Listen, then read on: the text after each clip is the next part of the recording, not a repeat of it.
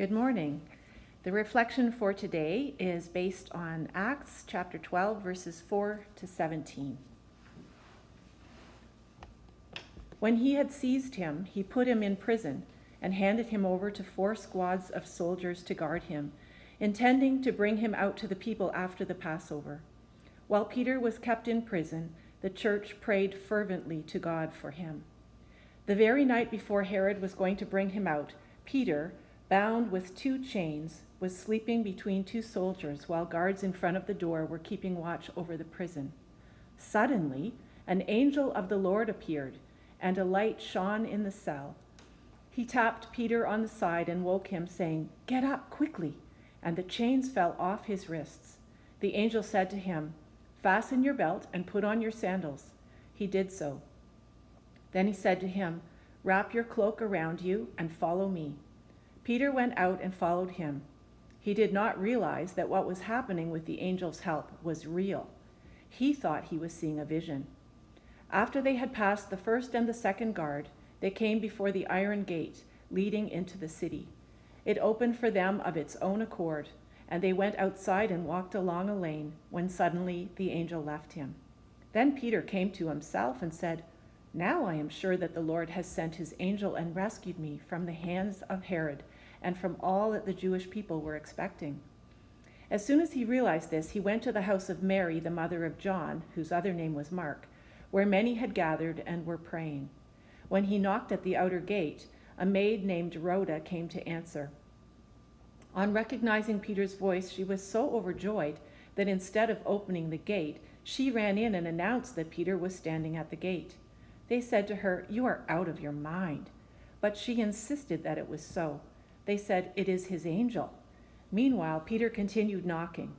And when they opened the gate, they saw him and were amazed. He motioned to them with his hand to be silent and described for them how the Lord had brought him out of the prison. And he added, "Tell this to James and to the other believers." Then he left and went to another place. Here we have Paul's account of this miraculous story of deliverance. Peter was guarded by no less than 4 guards in chains in a Roman prison. The believers were praying fervently for his release, but almost amusingly didn't trust that it was possible that Peter could be knocking at their door. They left him standing out there where he continued knocking. We offer our prayers today too, don't we? Asking God that doors of justice be opened for those who are being imprisoned or killed without fair trial. We call for an end to racism and violence and try to do our part to promote equality and peace. What if God, working through people, does more than we can ask or imagine and real change is enacted? Ted Loder prays, "Oh God, let something essential happen to us, something awesome, something real. Speak to our condition, Lord, and change us somewhere inside where it matters. A change that will burn and tremble and heal and explode us into love that throbs or screams or keeps a terrible cleansing silence and dares the dangerous deeds." Where are the prison doors in our own life stories? And do we dare ask God to set us free? Jesus came not to condemn us, but to save us and to lead us to freedom. Would we feel just as bewildered as Peter and his friends if our prayers are answered in our life stories and we find ourselves being led out of the places where we have felt locked in?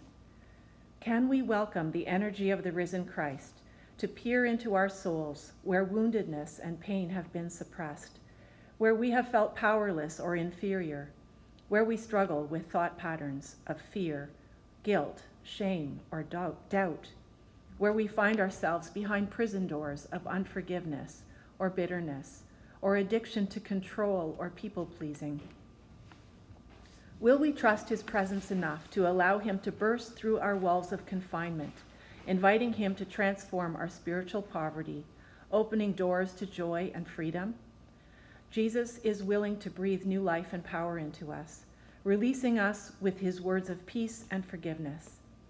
It is often our human companions, the ones who love us and are willing to pray and journey with us, who become the agents of God's freedom. The truth, says Jesus, will set us free, and we will be free indeed. Freedom is essential to the human spirit, and is supported by the Spirit dwelling in us, giving us wisdom. Self-indulgence is false freedom. Christ's freedom flings open the doors of our hearts as we surrender in trust to his ways with us.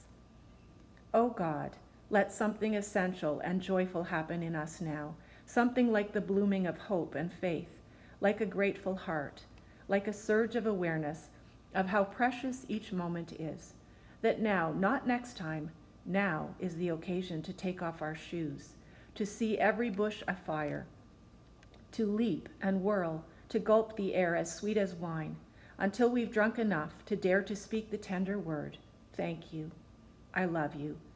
Let's live forever beginning now, and I'm a fool for Christ's sake. Ask, and you will receive, says Jesus.